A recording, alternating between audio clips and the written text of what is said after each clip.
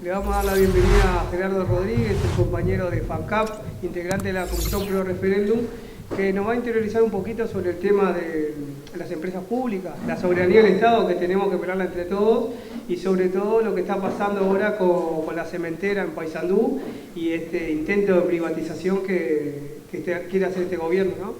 Le damos la palabra a Gerardo y agradecerle por su tiempo, por venir con nosotros acá.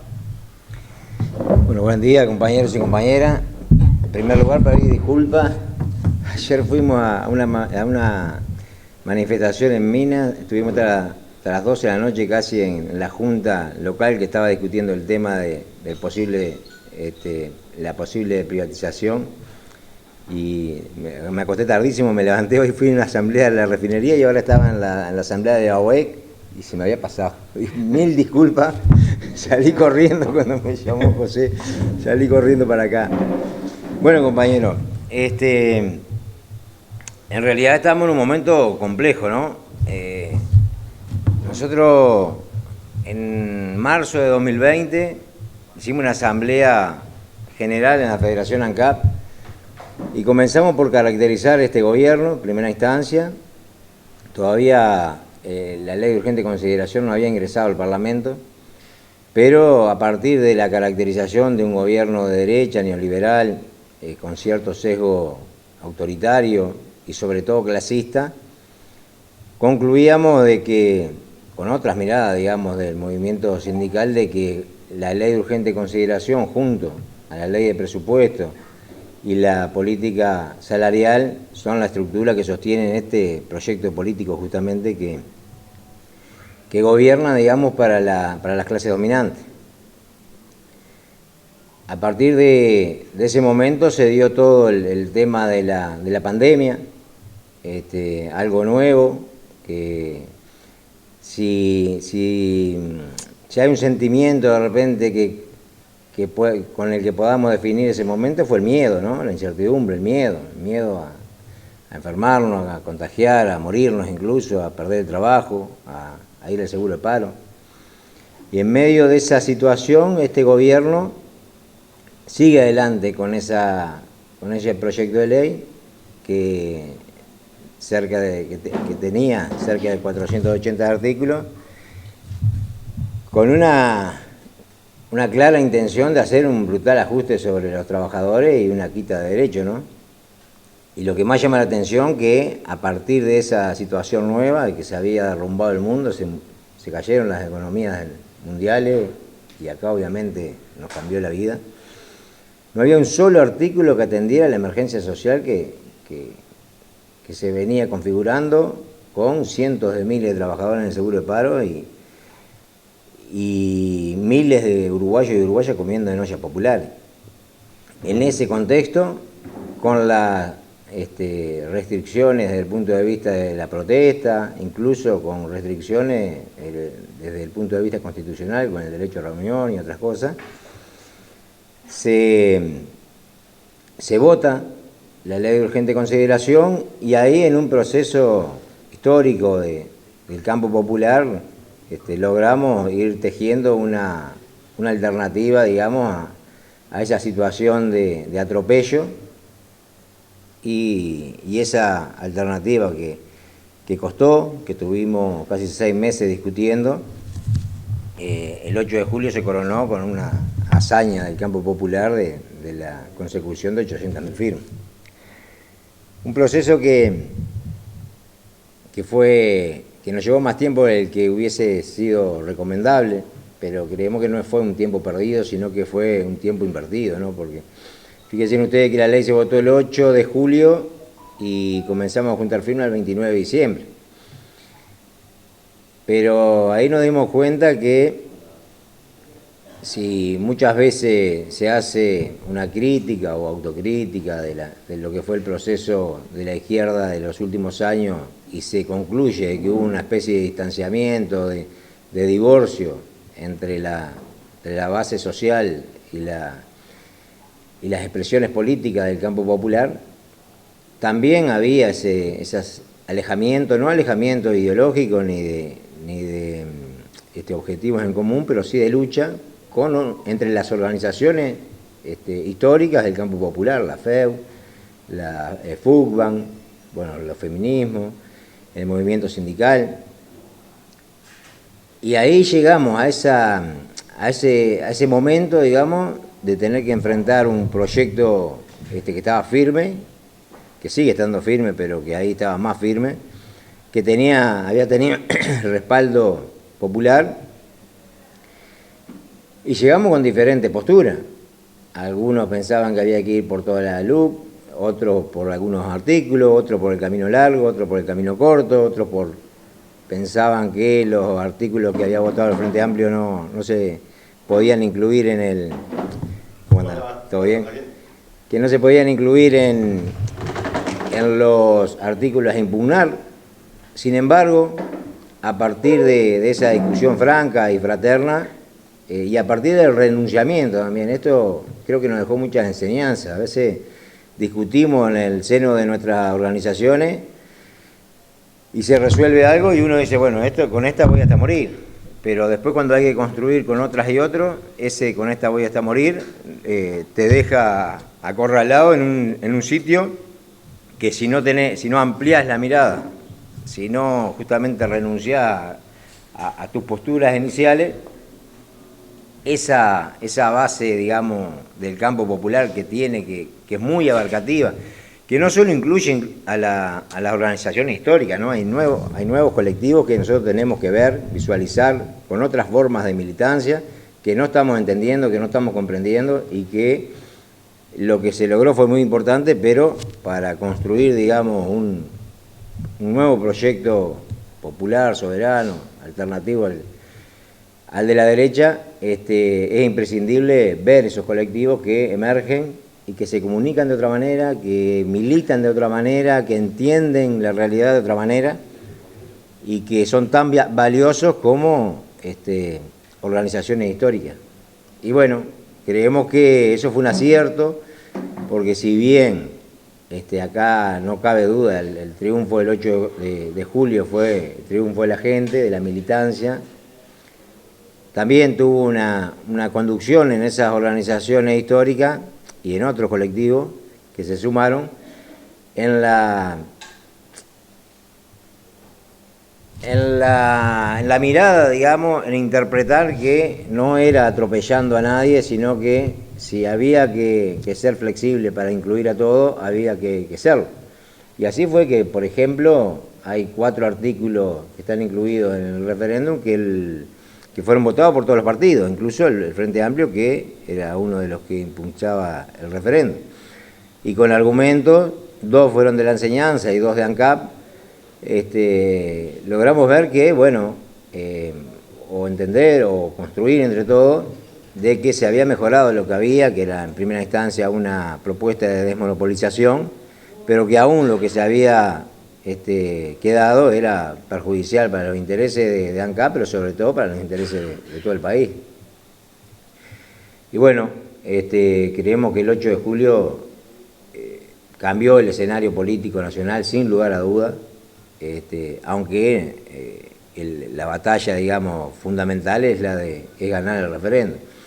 Aprovecho para decirle que en el tema del descarte de la papeleta está absolutamente confirmado que va a haber referéndum. El descarte anda en torno del 8,5%, ya se validaron más del 13% del padrón electoral y quedan alrededor de 400.000 papeletas, así que sin lugar a duda va a haber referéndum. Bueno, le decía que esa situación cambió definitivamente el escenario político. ¿Y por qué nosotros estábamos tan convencidos de que había que sacar eso o intentar anular esos artículos que estaban incluidos en la LUC? Porque tiene que ver con la esencia misma de las empresas públicas, que muchas veces hasta el nombre no les ayuda mucho, porque cuando se habla de empresa uno inconscientemente piensa en la ganancia, en el lucro. A nadie nos pasa por la cabeza que alguien ponga una empresa que no sea pensando en ganar, ¿no? Por eso cuando se habla de empresas públicas que tienen otra significancia, hasta el nombre le cae mal, porque nos lleva a que tenga que ganar también, ¿no? Por la significancia que le damos al término empresas. Y eso nos ha hecho mal últimamente, sobre todo porque, por lo general, cuando vemos un balance positivo que gana 30 millones de dólares, 40, 50, hacemos como si fuera un sinónimo de buena gestión. Pensamos, ganó 30 millones de dólares, buena gestión. Y eso nos va alejando también después de la esencia de lo que debe ser un ente autónomo, un servicio descentralizado, porque si la gestión de cualquier empresa hay que medirla en función del objetivo que persigue. Si yo persigo el objetivo de la acumulación de la ganancia, por ahí está muy bien que si ganan los 50 millones de dólares, haga una asociación con que es una buena gestión. Ahora, si yo persigo dentro, digamos, del cuidado de lo económico, porque obviamente se manejan recursos públicos y nadie está diciendo que tengan que perder dinero, pero si el cometido fundamental es el desarrollo social, el desarrollo productivo y humano de la comunidad, de la sociedad, entonces cuando mido la gestión tengo que tener otros parámetros aparte de lo económico. No puedo medirlo solo por lo económico, porque capaz que gané 50 millones de dólares, pero en lo social, en lo productivo, fue un desastre. Entonces, si miro esa gestión solo en términos económicos, me voy a quedar rengo. Y eso es lo que nos ha venido pasando. Y al no interpretar, al no medir, al no tener, digamos, dentro de nuestras prioridades algunos objetivos sociales y productivos, es que no le damos valor a eso que hacen los entes públicos, en este caso ANCAP. Veamos, hay cosas que el sábado empezamos la gira por el interior, por el tema del referéndum, fuimos a San Gregorio y a Paso de los Toros. Y conversábamos con la gente del precio de los combustibles, ¿no? Si se habían preguntado en algún momento por qué ellos iban a la estación y pagaban una garrafa, un litro de nafta, un litro de gasoil, lo mismo que lo pagamos nosotros que vivimos al lado de la tablada o al lado acá de donde se produce. Eso lo hemos internalizado, lo hemos naturalizado y parece que fuera algo, no sé, es de toda la vida, pero no pasa en todos los países. Y eso existe porque hay un ANCAP que paga 30 millones de dólares, que invierte 30 millones de dólares para llevar adelante una política social, de equidad social, que nosotros defendemos. No tiene que pagar más porque viva a 500 kilómetros de Montevideo, pero eso tiene que haber, digamos, un ente público que invierta dinero para garantizar esos derechos, el acceso universal a los servicios públicos y también al mismo precio. Hay otro subsidio que es el del supergas, que acá también, cuando se hablan de política de los combustibles, estamos hablando de políticas económicas, estamos hablando de políticas sociales. Y esto viene desde la concepción ballista, no es de ahora, aquella vieja consigna del Estado como escudo de los débiles, de los pobres, ¿no? El tema del subsidio al supergas. Para que se hagan ustedes una idea, ANCAP compra el petróleo, lo ingresa en la refinería y más o menos cuando sale, más o menos todos los productos cuestan lo mismo. No hay una diferencia porque el proceso productivo sea más caro de uno que de otro. La definición de los precios, de acá en Uruguay, en el mercado internacional, del crudo y de sus derivados, siempre es político. Siempre es político. Por eso ahora esta última decisión del gobierno de no ajustar, que inventa para decir que, bueno, porque se quiso centrar demasiado en lo técnico, siempre es político. Cuando yo estoy decidiendo cobrar menos el supergas y por eso cobrar un poquito más el gasoil y la nafta, estoy tomando una decisión política de favorecer a un sector de la población. En este caso, a los cientos de miles de uruguayos y uruguayas que utilizan el supergas para calefaccionarse o para comer. Es una decisión política. Y acá hay una diferencia con el libre mercado, ¿no? Ahora nos hablan que apuestan a la transparencia, y esa transparencia es trasladar el precio internacional, lo que cuesta en el mercado internacional los productos, al Uruguay, y ahí venderlo así, tal cual viene. Bueno, eso es lo que nos impide, es generar políticas sociales orientada a favorecer a algunos sectores. Fíjense ustedes que los primeros meses de este año ANCAP dejó de percibir 117 millones de dólares por no ajustar la tarifa cuando correspondía. Y eso fue por una decisión del gobierno, una decisión política, de no aumentarle el combustible cuando estaban haciendo la zafra a los sectores exportadores, zafra y cosecha de soja, de maíz y de trigo. Esa decisión le costó a ANCAP 117 millones de dólares. No quiere decir que esos 117 millones de dólares fueron a parar a los agroexportadores, pero buena parte de ellas sí. Y esa es una decisión política. Lo único que una decisión política orientada a favorecer otros sectores. En lo del supergas, los más pobres. En este caso, los más ricos. En el tema de la decisión de las tarifas. Pero bien, sigo con el tema de los subsidios. Hay un subsidio al boleto. Ahí ANCAP no hace una derogación económica, sino que es agente de retención, pero también con la misma lógica. Se grava más el gasoil, 3 pesos con 50, para que el boleto a lo largo y ancho del país cueste menos, se subsidie. Y el otro subsidio es el de los biocombustibles. Ahí, dependiendo del precio del crudo, más o menos son 90 millones de dólares, 100, 80. Cuando el crudo está más alto, ese subsidio baja. Cuando el crudo está más barato, ese subsidio aumenta. Y esa es una respuesta para satisfacer una necesidad, sobre todo de Bella Unión, un lugar donde hace 20 años la gente directamente pasaba hambre, no tenía que comer, había una pobreza extrema. Y ahí hay una decisión política también del Estado llegando donde no llega el mercado.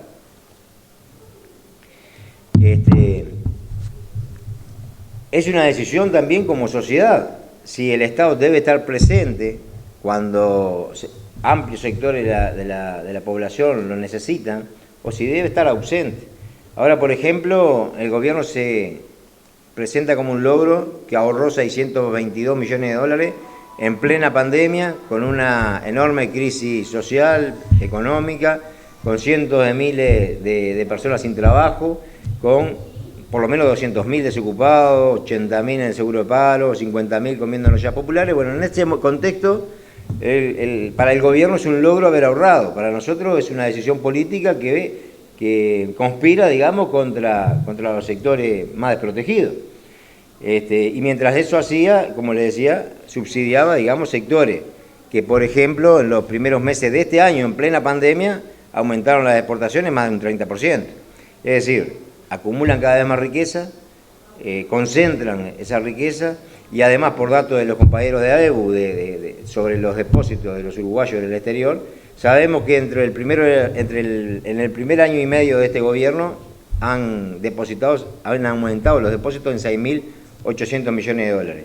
Quiere decir que cada vez ganan más, acumulan más, se los llevan fuera del país, y a esos el Estado los subsidia para que hagan sus cosechas y que ganen y acumulen cada vez más. Mientras eso sucede, ahorran 600 millones de dólares con el hambre de la gente.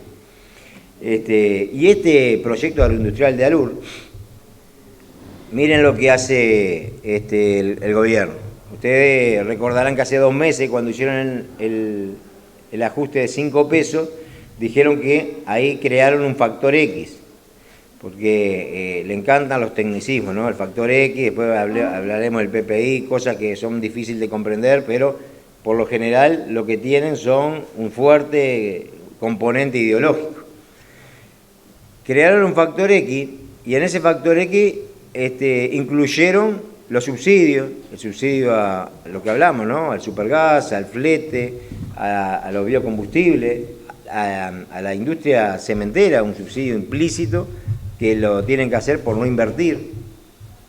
Y se comprometen en un lapso de 3 años a ir disminuyéndolo hasta hacerlo desaparecer. ¿Qué es lo que nos están diciendo? Y que van a hacer desaparecer todo lo que tiene que ver con el emprendimiento productivo de ALUR, con los subsidios al supergas, al flete. Al flete ya tiene fecha, el 1 de enero de 2022.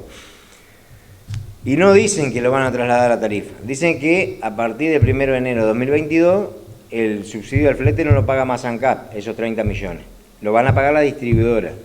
¿A ustedes les parece que una multinacional va a hacer filantropía poniendo 30 millones de dólares para que nosotros paguemos el combustible al mismo precio en todo el país? Es lógico que más temprano que tarde va a terminar pagándolo la gente. esperarán el referéndum y si les va bien, lo hará, seguramente termine pagando más el que vive más lejos. Ahora bien, si nosotros comprendemos desde ahí, analizamos desde ahí el rol que tiene ANCAP, digamos, en el desarrollo productivo, ahí hay algunas cosas que me gustaría puntualizar. Se puede mejorar esas herramientas que tiene de intervención, es la intervención del Estado, ¿no?, en las actividades socioeconómicas. Un viejo anhelo, digamos, de cualquier plan neoliberal es justamente disminuir la intervención del Estado. En este caso se trata de intervenciones del Estado. ¿Se puede mejorar? Sí, se puede mejorar. Fíjense que usted el subsidio al supergas, hace poco algún actor del gobierno justificó que se tenía que sacar porque había quienes calefaccionaban las piscinas con supergas. Yo no conozco a nadie que calefaccione la piscina con supergas, debe haber alguno por ahí, pero yo no conozco a nadie, en la charla que he hecho nadie conoce a nadie. Lo que sí conozco, cientos de miles de uruguayos y uruguayas que van con una garrafita de 3 kilos a comprar 1 kilo gas, porque están en la lona. Esos 200 y pico mil desocupados, se hizo un llamado por jornales solidarios por 12.000 pesos. Se anotaron 240.000. Bueno, yo les puedo asegurar que esos 240.000 van con una garrafita a comprar 1 kilo gas porque no tienen 700 y pico pesos para comprar una garrafa de 13 kilos. A esa persona le cobran 100 pesos 1 kilo gas, cuando en una garrafa de 13 kilos cuesta 56. En eso hay que poner la cabeza, digamos, decir, hay que direccionar este subsidio que pagamos todos conscientemente y lo defendemos, tiene que llegarle a que realmente está... El que paga las garrafas 700 pesos también lo necesita. Porque acá hay algo que el gobierno está trabajando en que sean solo los que tienen tarjetas sociales los que paguen el subsidio, ¿no? Y a los demás nos cobrarán 1.000 y pico pesos. Ahora, hay, no sé, 500.000, 600.000 trabajadores que ganan 25, 30.000, 35.000 pesos, que la garrafa no la pueden pagar 1.000 y pico pesos, también tienen que pagar las 700. Pero les decía, tienen que hacer foco en que esa gente que compra 1 kilo de gas en una garrafa, o buscar una forma de que no pague el doble por el supergas. Y en el tema del gasoil, con el subsidio al boleto, hay que mantenerlo. Este gobierno lo que hizo fue congelarlo, no lo ajusta más, 3,48 y lo deja ahí, ¿no? Con el tiempo la inflación se lo va a ir comiendo. Nosotros pensamos que hay que mantenerlo, pero de repente hay que grabar otra actividad. Los depósitos de uruguayos en el exterior, el IRAE, a quien tiene capacidad contributiva, porque como les decía, hay la inmensa mayoría de los productores chicos, los productores familiares, productores pequeños, está mal, pero hay un 1% que se la está llevando como nunca, ¿no? Está haciendo más, acumulando más riqueza que nunca. Bueno, hay que grabar ahí y sacarle, digamos, un peso al gasoil que lo beneficie, digamos, a esos 95, 98% de productores que realmente necesitan un estímulo. Esta parte, digamos, de ANCAP, lo que es fundamental para después decir, bueno, ¿dónde me paro para defender ANCAP? Fíjense ustedes que en el artículo 235, y ahora entrando un poco a lo que es la ley de urgente consideración, en el artículo 235 lo que hace es sacarle potestades a ANCAP para definir la tarifa con esta visión integral, ¿no? Con ese cometido que tiene que llevar adelante, se lo saca y lo deja supeditado simplemente a lo que es la producción de combustible. Y lo otro lo pasa para la UCEA. La UCEA es una unidad reguladora que de por sí una unidad reguladora no es mala, ni mala ni buena. Hay que ver cuáles son los principios rectores de esa regulación. Si, como en este caso, lo que yo quiero es mercantilizar un servicio público, lo que yo quiero es tener una mirada mercadocéntrica, de que el mercado sea el que rige la actividad, bueno, ahí va a ser mala, porque lo que nos están diciendo es, en el Uruguay los combustibles tienen que costar lo mismo que en el mercado internacional, y a eso le llaman transparencia, porque le gusta poner unos términos lindos que ¿quién va a estar en contra de la transparencia? ¿Quién va a estar en contra de la libertad responsable? Bueno, ¿quién va a estar entonces todo lo que meten ahí, todo lo que hacen ahí, es en nombre de la transparencia.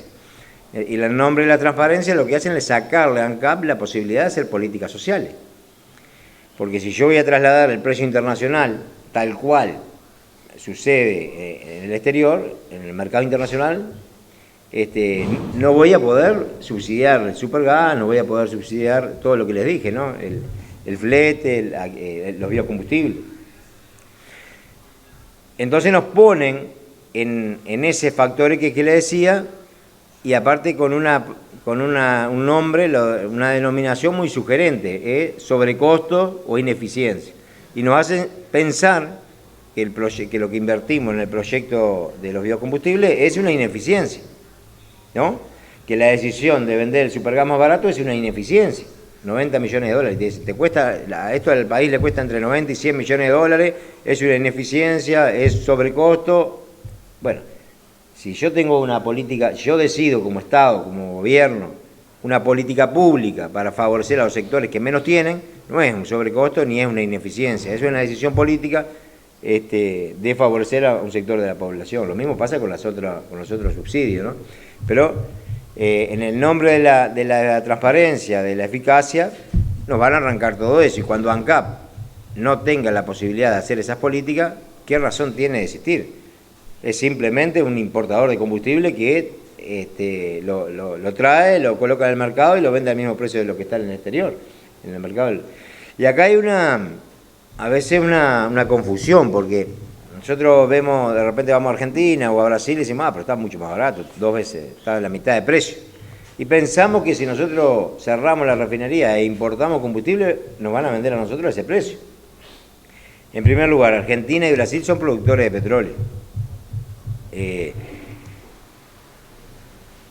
Y tienen políticas energéticas que comprenden subsidios también, y por eso le llega el combustible a la gente al precio que lo ponen ellos, además del tipo de cambio y otras diferencias. Si nosotros tenemos que ir a comprar al mercado internacional, si cerramos la refinería, Argentina y Brasil no nos va a vender al precio que le vende a su gente, nos va a vender al precio que está en el mercado internacional. Si nos pudiera vender, porque esto es otra cosa que hay que saber, en la región hay un importante déficit de refinación, de productos refinados. Quiere decir que tener la refinería a nosotros nos da soberanía y autonomía energética, nos da seguridad. Siempre vamos a ser dependientes, primero por el tamaño del país, ¿no? Pero dependientes de los combustibles vamos a ser siempre porque no somos productores de petróleo. Pero además, si además de no ser productores de petróleo no refinamos, somos más dependientes. Y las argumentaciones del gobierno es que, bueno, Argentina, Brasil y Paraguay Argentina y Brasil refinan, sí. No refinan toda la demanda que tienen que salir a comprar y no tienen problema. Bueno, siempre es mejor tener la posibilidad de refinar y depender de mí mismo que de otro, ¿no? Pero esto nos da otra lectura. Si yo quisiera comprarle a Argentina y Brasil, no le puedo comprar porque directamente a ellos no les da con lo que refinan para abastecer su mercado. El artículo 236, como les decía, esa potestad de que le quitan CAP se la pasa a la URSEA. Y la URSEA ahí define un instrumento, el PPI. Es un tecnicismo, es como si fuera un importador hipotético, ¿no? Como si fuera un competidor de ANCAP que importa combustible y lo coloca en la estación. Hoy lo que tenemos, los precios que tenemos es lo que están en el mercado internacional, lo traen y lo colocan en la estación, ¿no? Por esa forma de cálculo. Ahora bien, esa forma de cálculo está subvaluada. No tiene, por ejemplo, nosotros cuando paramos la refinería para hacer mantenimiento tenemos que importar combustible. Y el combustible viene en barcos grandes que hay que pasarlo a barcos chicos para que entre en el muelle de La Teja. Eso se llama lige. Y ANCAP lo paga unos $25 el metro cúbico. Cada barco trae unos 5.000 metros cúbicos. Cada metro cúbico $25. Ahora, lo que está calculado en el PPI es de 8. Está calculado 3 veces menos de lo que realmente nos costaría si tuviésemos que ingresar ese combustible.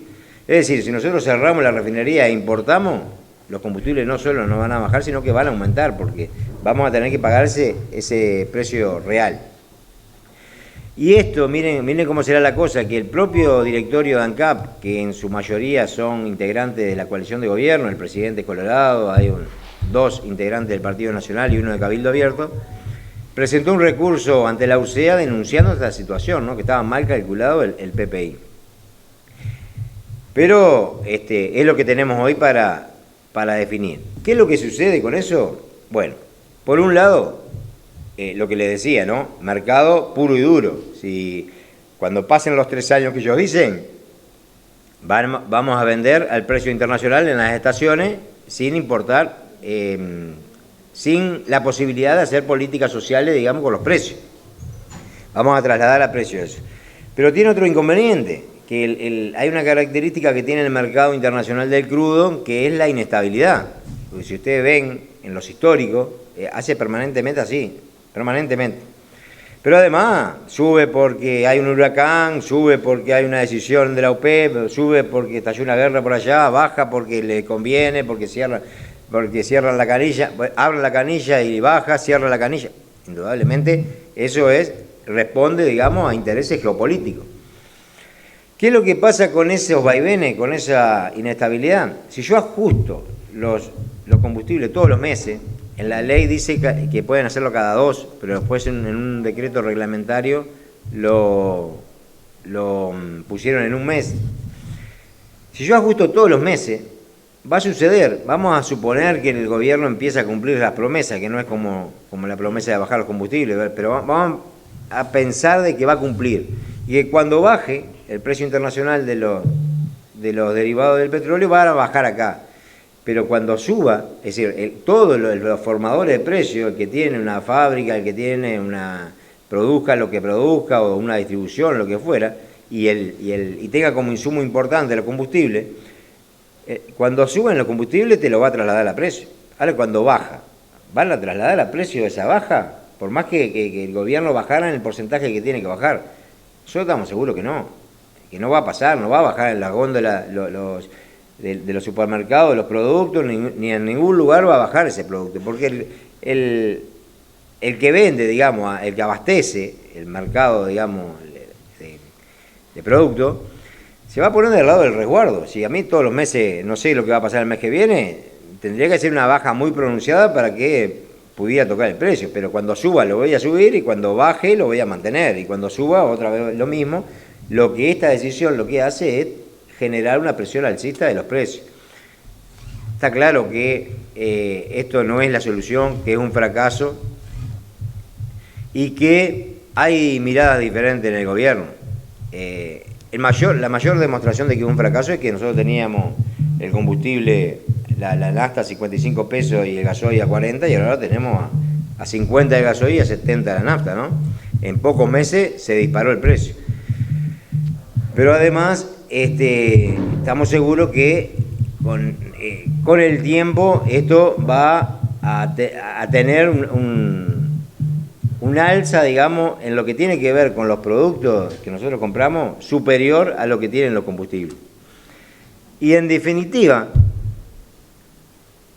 más allá de la transparencia que nos quieren decir y que nos prometieron de que esto había que hacerlo, tenía que acompañar los vaivenes internacionales, que era la mejor forma, en definitiva, ahora están haciendo cualquier triquiñuela para que esa transparencia quede de lado.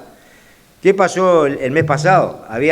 Subieron 3 veces en forma consecutiva, no sé, la gente no aguantaba más que siguiera subiendo, tenían que bajarlo aunque fuera 2 centésimos, y para bajarlo cambiaron. Hay un periodo de referencia que se basa, antes era de 15 a 15 del mes, el primero ajustaba según la evolución, digamos, de ese lapso, ¿no? De 15 un mes a 15 del otro. Para bajar las tarifas, aunque fueran 40 centésimos, 4 centésimos. Cambiaron, en lugar de hacerlo de 15 a 15, de 25 a 25. Y ahora, como tenían que subir, y otra vez lo mismo, y tiene el lío por todos lados, y cuando no le meten preso a uno, tiene que ir el ministro a justificar lo injustificable. Bueno, y tenían que además aumentar los combustibles, dicen que en función de unas ganancias extraordinarias de ANCAP, no lo van a ajustar. Entonces, lo que sucede es lo que pasó siempre, lo que va a seguir pasando, lo que pasa en todas partes del mundo, y que ellos se niegan a admitir que el tema de los combustibles es una decisión política. El precio de los combustibles es político, históricamente, ¿no? Y en todas partes del mundo. El precio de los combustibles, yo hago con los combustibles hago política económica, hago políticas sociales, defino a qué sector de la sociedad quiero beneficiar y a quién quiero perjudicar, no hay vuelta.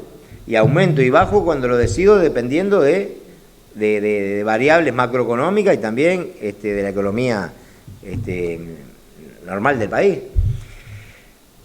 El artículo 237 lo que encomienda al Poder Ejecutivo a elevar a la Asamblea General una reforma integral del mercado de los combustibles. Para eso hicieron un comité de expertos.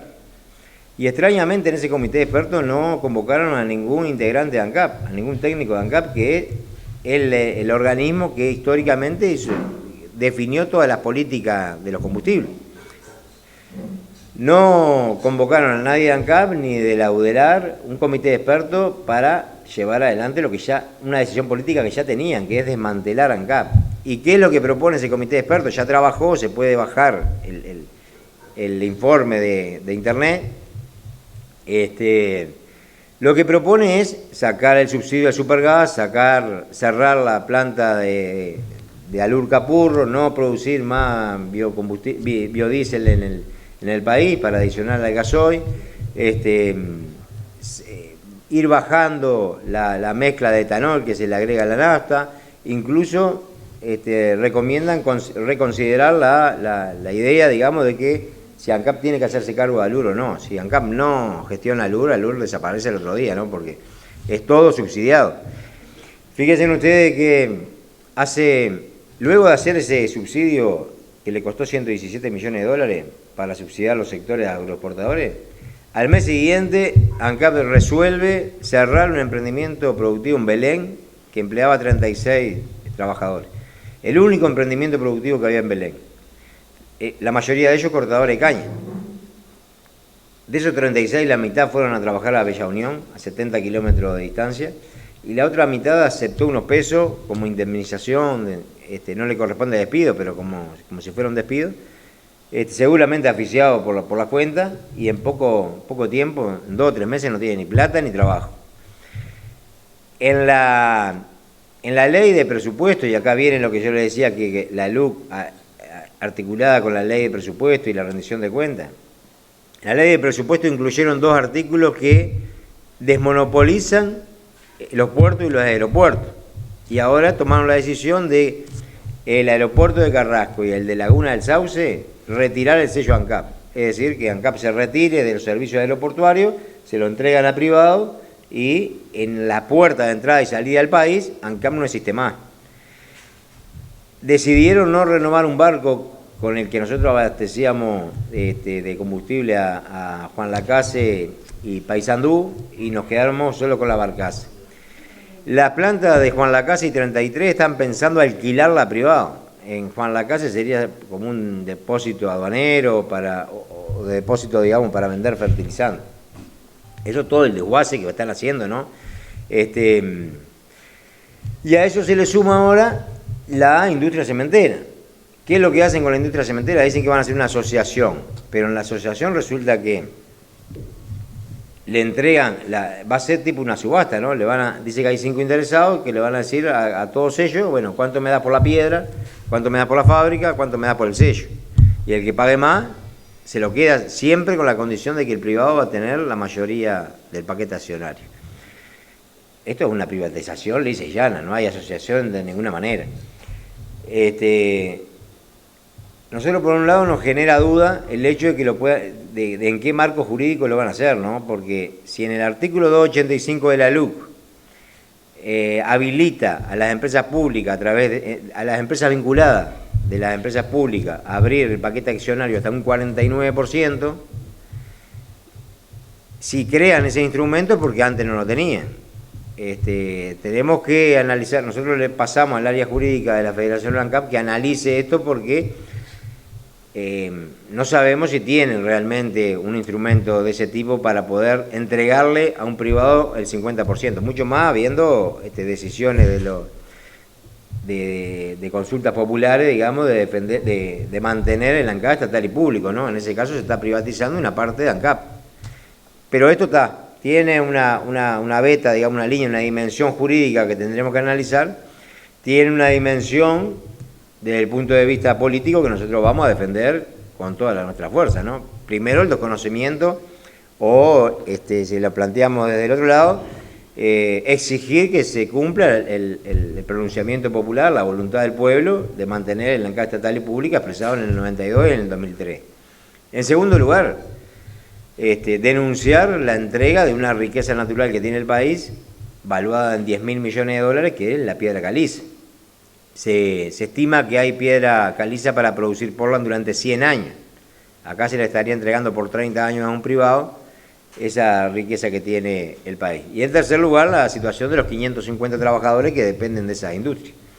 Fíjense que tenemos 250 trabajadores en empresas tercerizadas que están nucleados en el Zunca, que tienen el vínculo laboral más débil, que indudablemente se puede pensar que los van a echar a todos, que van a echar la mitad, seguramente ahí van a hacer un destrozo.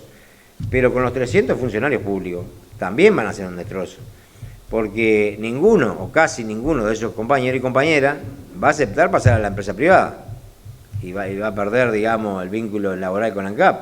Por lo tanto, eso es lo que va a generar un gran desarraigo de La Valleja, de Paysandú, donde se van a ver ante la situación de venirse a trabajar a Montevideo y ahí está la pareja, a ver qué hace, si sigue trabajando en Paysandú, si sigue trabajando en La Valleja, que los gurises si siguen yendo a la escuela en donde vivieron toda la vida, o al liceo, o lo que fuera. Y además tiene un impacto de que esas 300 familias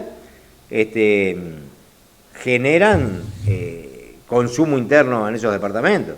Alquilan en Paysandú y en La Valleja, pagan mutualistas, digamos, las cápitas van a la mutualista de La Valleja y de Paysandú, gastan en el supermercado, en la carnicería. Nosotros hicimos con la Universidad de la República, el Centro Universitario Regional del Norte, un estudio socioeconómico del impacto, digamos, de la situación de Paysandú y del impacto de la fábrica. Y ahí arrojó números que son preocupantes. 13% de desocupación, el 46% de los sanduceros no tienen las necesidades básicas cubiertas, y esto no se estaban contando la vivienda, ¿no? No tiene para las necesidades básicas cubiertas, comprendían la comida, agua, luz y teléfono. El 46% no llega a 28.000 pesos. Indudablemente esto va a impactar negativamente en un departamento que ya tiene un problema grande, y en La Valleja algo similar. Pero bueno, esto que les estoy planteando es de alguna manera lo que ellos plantean como en el artículo 237, reforma integral del mercado de los combustibles, y en función o con el objetivo de bajar las tarifas, que para nosotros es simplemente una justificación, te ponen el tema de que tienen que dar estos pasos. Entonces, para bajar las tarifas, te cierran las plantas de cemento, te cierran al Lur Belén, te cierran al Lur Capurro, te entregan en el aeropuerto de Carrasco y de Laguna del Sauce, te entregan el barco de la distribución de combustible, y van a seguir una suerte de círculo concéntrico, y desde la periferia hacia el centro, desmantelándote todo el ente hasta que quede la refinería chiquita así, le peguen un tiquiñazo y va afuera. Esa es la situación en la que estamos hoy. Y por último, hablando de los artículos, el 285 es el que le decía. Es una privatización, una entrega del paquete accionario de las empresas vinculadas hasta un 49%. En este marco, es lógico que la Federación ANCAP, pero también con la coordinadora de sindicatos ANCAP, que ahí hicimos un esfuerzo por hacer un espacio sindical que nucleara a todos los trabajadores de ANCAP, porque durante años tuvimos dificultades en el tema de vernos como parte de lo mismo, ¿no? El funcionario público y privado, por acá, por allá, separados, y resulta que somos todos trabajadores de ANCAP, pero tenemos una realidad muy diferente. No es lo mismo el trabajador de la refinería que el que corta caña en Bella Unión. y si no empezamos a defender todos esos derechos, digamos, en la globalidad, después empezamos a perder fuerza de para qué queremos ANCAP. Y creemos que esa es un poco el desafío mayor que tenemos. Vamos a salir a hacer una campaña por el referéndum muy fuerte, a todo el país, a todos los rincones del país vamos a ir con el tema del referéndum, porque nosotros creemos que buena parte del partido se juega ahí. Lo que suceda en el referéndum va a ser determinante para los próximos 3 años. La posibilidad de frenarlo, de neutralizar, de evitar, digamos, que sigan con este avasallamiento de todo lo que es ANCAP, pero también, digamos, en los intereses generales de la clase trabajadora y de los sectores populares, porque yo me centré en ANCAP, después hay una cantidad de temas que abarcan la ley de urgente consideración y otra cantidad de temas que están haciendo, que están llevando adelante, que no están incluidos en la ley de urgente consideración, pero la forma de frenarlo es con pueblo organizado, ¿no? Con 800.000 firmas, con una movilización como la que hicimos el 15 de septiembre y con una victoria en el referéndum que se lleve adelante en marzo o en abril. Así que en eso estamos, compañeros y compañeras. ¿Alguna pregunta, güey? No sé si algún compañero quiere hacer alguna consulta a Gerardo. Bueno, agradecerle a Gerardo por su tiempo. Agradecerle a Gerardo, que siempre es muy estudioso de los temas, y sé que ha estado comprometido plenamente con esto del referéndum, siendo estudioso de los temas. Es difícil abarcar 235 artículos si en uno solo te viste tanto tiempo, ¿no? Pero tenemos que aprenderlo nosotros, principalmente los que son dirigentes de base, los que están en los hospitales, para transmitirnos a todos la importancia de pelear hasta el último momento por derogar los 135 artículos. Porque también, no solamente ahí, sino en el presupuesto quinquenal, en función de cuentas, por todos lados hay artículos y leyes en contra de los trabajadores, en contra de la gran mayoría, que hace que, bueno, que esto se vuelva hasta una cuestión de condición de clase, ¿no? Beneficiando a los más poderosos en el gasoil, en el petróleo, en todo, en el gasoil, en la UT, en la Antel, en todo, con más de 100 millones de dólares de sociedad en este tiempo, mientras nosotros todo nos aumentó, pero nos rebajaron los salarios. Entonces está claro que la línea del gobierno hasta ahora viene siendo apoyar a los que más tienen, los más pudientes, y por otro lado la clase trabajadora, los más vulnerables, que el único apoyo que tuvo fue del movimiento obrero con la olla popular. Así que si habrá que transitar de camino, si habrá que tener claro cuál es el camino que tenemos que ir todos juntos, unidos, para tratar de pelear contra un gobierno que tiene una línea tremendamente cruel para la gran mayoría. Así que te agradezco, Gerardo, por estar hoy con nosotros. Un placer. Muchas gracias. Le doy una última información. En la Comisión por el Referéndum estamos trabajando en 5 ejes temáticos. La idea no es que recitemos los 135 artículos, porque eso nos genera un estrés tremendo, ¿no? Es decir, ¿cómo salimos a militar esto? 135 artículos, me tengo que estudiar todo.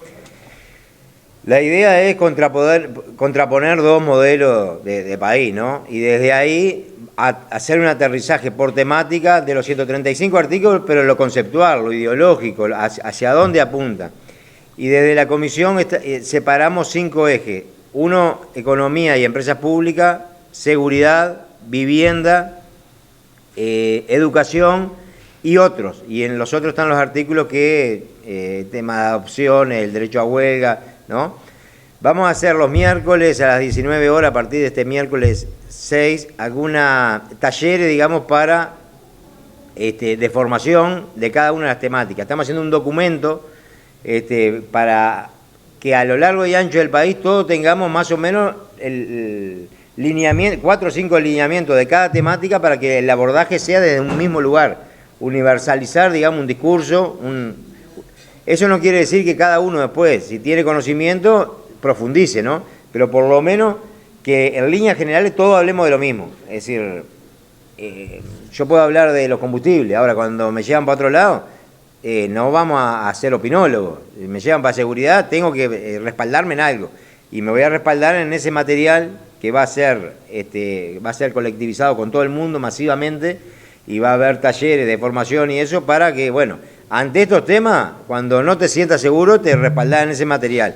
Ahora, si después hay compañeros y compañeras que seguramente hay cientos y mil que están formados para hablar en algún tema determinado, vamos arriba. Ahora, evitar, digamos, el tema que empecemos con 50 argumentos diferentes o abordajes diferentes y que empiecen a utilizar, digamos, eso como una debilidad nuestra si no tenemos una línea clara. Muchas gracias.